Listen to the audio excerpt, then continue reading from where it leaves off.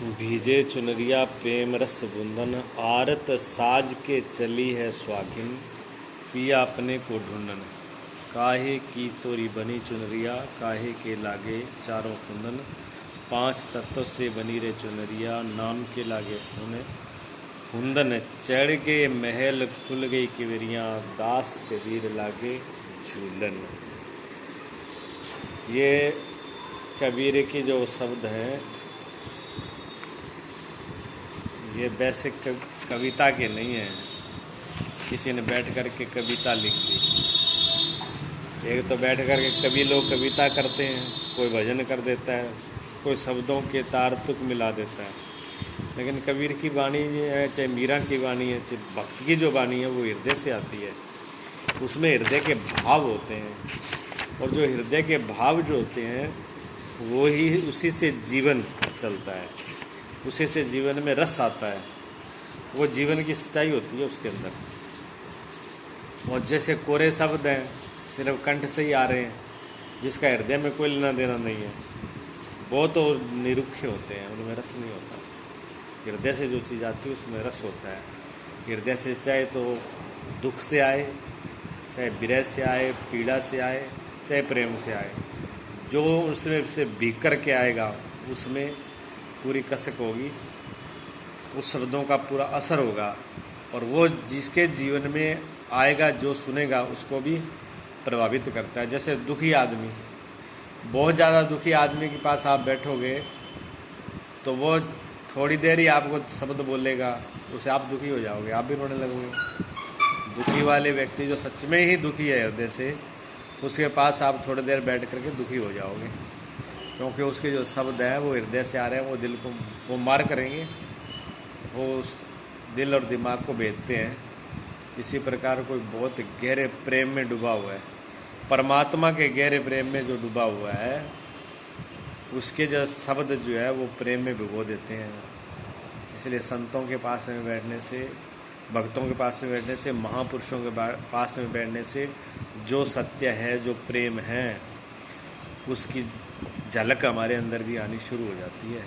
सत्संग का मतलब यही होता है, सत्संग सुनने का मतलब ये होता है कि सत्संग में जो शब्द, उन्हीं के शब्द चाहिए, सदगुरु के, भक्तों के, भगवान, जिन्होंने अपने जीवन में खुद जाना हो, जिन्होंने अपने जीवन में खुद ही अनुभव नहीं किया हो, उनके शब्द भी काम करेंगे नहीं। क्यों? जीवन में जो बड़े बड़े सत्य दिख रहे हैं वो सत्य होते नहीं हैं, ऊपर से प्रतीत हो रहे हैं, भास रहे हैं। लेकिन सत्य, असल में जो सत्य है जीवन का, एकमात्र सत्य है वो पहला। क्यों? दो जन्म सब देख रहे हैं, भी जन्म भी होता है, मृत्यु भी सब देख रहे हैं, भी मृत्यु भी होती है। कहते हैं कि सब चीज़ झूठी हो सकती है लेकिन मौत सत्य है। ये महापुरुष क्या कहते हैं? महापुरुष तो कहते हैं मौत भी झूठ है, जन्म भी झूठ है, मौत भी झूठ है। दो सत्यों को इस संसार में सबसे ज़्यादा सही माना है। भी जन्म है निश्चित, तो जन्म है तो मृत्यु भी निश्चित है। लेकिन महापुरुष कहते हैं जन्म और मृत्यु दोनों ही झूठ हैं, ये दिख रहे हैं नहीं। जन्म और मृत्यु के बीच में जो प्रेम है वो सत्य है, वो जीवन है। प्रेम कभी मिटता नहीं है, प्रेम अमर होता है। प्रेम से ही तो जीवन है, प्रेम से ही मृत्यु है। और जिसके जीवन में प्रेम आ जाता है उसके जीवन में मृत्यु रहती नहीं है, उसके जीवन से मृत्यु भी विदा हो जाती है। लेकिन प्रेम जो है आना ही मुश्किल है। कबीर साहब जो बात कहते हैं, भीगे चुनरिया प्रेम रस बुंदन, मेरी जो चुनरी है, मेरा जो तन मन है, मेरा जो हृदय है, वो प्रेम रस की बूंदों से भीग रहा है। प्रेम की वर्षा होती है तो भीग जाती है, होने लगी बूंदाबानी अनंत की। कबीर साहब कहते हैं अनंत की वर्षा होने लगी, बूंदें होने लगी अमृत की। अब भाषा की एक कठिनाई है, कबीर कहे प्रेम तो अपने अर्थों में कहते हैं, और हम दूसरे लोग कहें, सुनेंगे वो भी प्रेम, उनके अर्थ दूसरे होंगे, वही सब चूक हो जाती है। कबीर जब प्रेम की बात कर रहे हैं तो वो आम खास प्रेम की बात नहीं कर रहे, इसे तो गांठ बांध लेना। तुम्हारे प्रेम में तो सिवाय विषाद, दुख, पीड़ा, कलह, संघर्ष, ईर्षा, वैमनस्य, और क्या जन्मता है? जो संसार का प्रेम है उसमें सब पीड़ा क्लेश और पीड़ा के अलावा कुछ होता ही नहीं, मिलता ही नहीं है। इसलिए कबीर के प्रेम को समझना इतना सरल नहीं है। कबीर को प्रेम को वही समझ पाएगा जिसके हृदय में परमात्मा का प्रेम आया हो।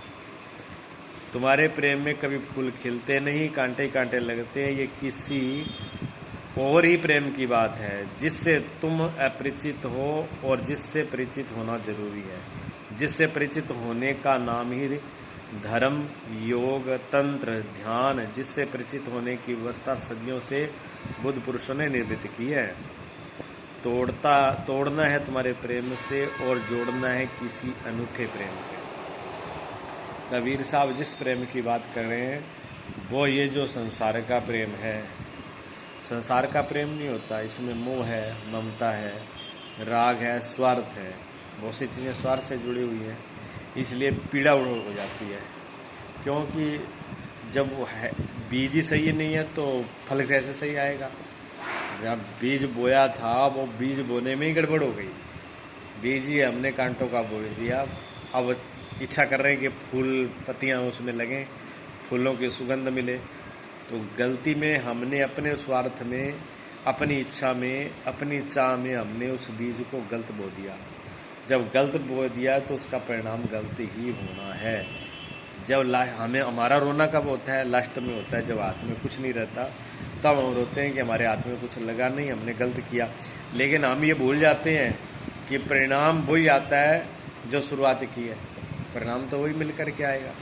अगर बच्चा फेल होता है किसी कक्षा में तो साल भर एक ही सिद्ध होता है कि उसने पढ़ाई सही तरीके से नहीं करी, उसकी पढ़ाई में फ़र्क रहा, अंतर रहा है। अगर वो सही तरीके से पढ़ा होता, सही तरीके से उसकी पढ़ाई की होती तो उसका रिजल्ट बिल्कुल सही आता। अगर रिजल्ट सही नहीं आ रहा है तो उसका कारण एक ही है कि कहीं न कहीं बीच में ही, नींव में ही गड़बड़ करी है, तब उसका अंत खराब आया है।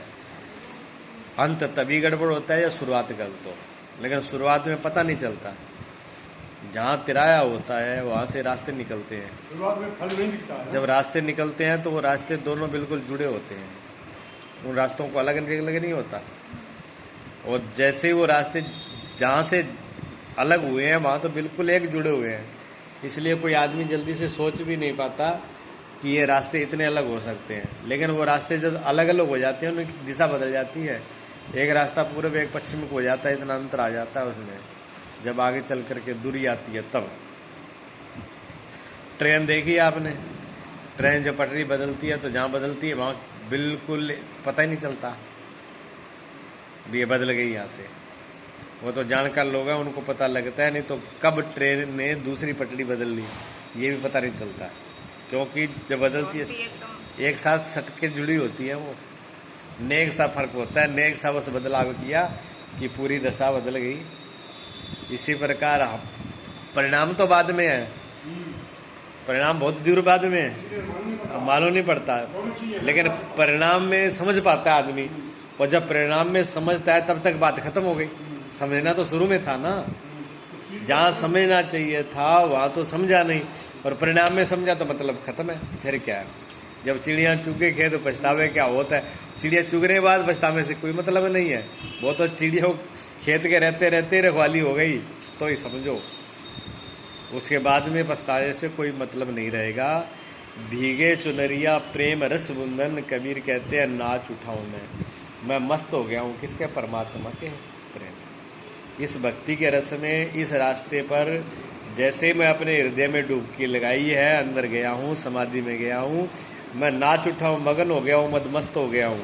ये आकाश जैसे मेरे ऊपर टूट पड़ा हो।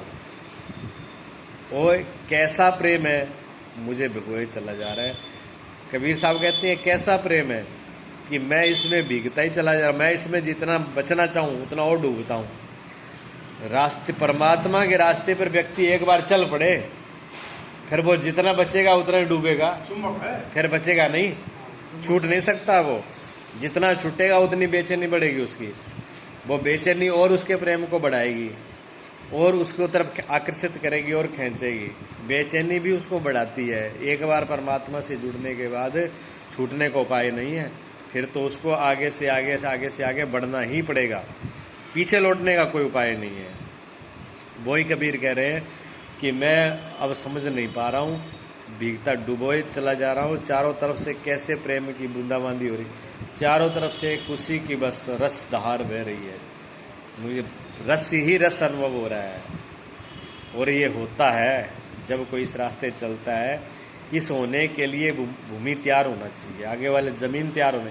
अगर आम का वृक्ष लगे और आम के फल आए, उसके लिए कम से कम भूमि तो तैयार हो, जिस भूमि में बीज बोया जा सके वो तो, यानी हमारी पात्रता तो होनी चाहिए, हमारी योग्यता तो होनी चाहिए।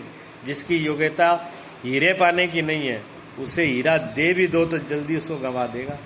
जिसकी योग्यता नहीं है धनपति होने की, उसको आप धन दे दो, जल्दी का भिखारी हो जाएगा, वो उस धन को संभाल नहीं पाएगा। धन कोई नहीं है, ऐसी कोई चीज़ नहीं है कि जिसको वो बिना समर्थ के दे दे तो उसको संभाल ले। जब समर्थ होती है तभी संभाल पाते हैं। कंकड़ पत्थर खरीद लेगा, हीरे के बदले में पत्थर के ढेर लगा लेगा। जिसे गुण का बोध नहीं है, जो केवल परिणाम को ही समझता है, अगर उसे कोई मिल जाएगा तो पत्थरों के ढेर देने वाला। जिसको अभी हीरे पत्थर जाना ही नहीं, समझे ही नहीं, जिसको ये पता नहीं कि ये सोना है कि नहीं है, उसको पकड़ा दो, आप बच्चे को दे दो, बच्चे को सोने का आप सिक्का दे दो, सोने की कोई वैसा टुकड़ा दे दो, वो क्या है, इसे मैं क्या करूँगा, 1 रुपये। हाँ जाए। वो जूली का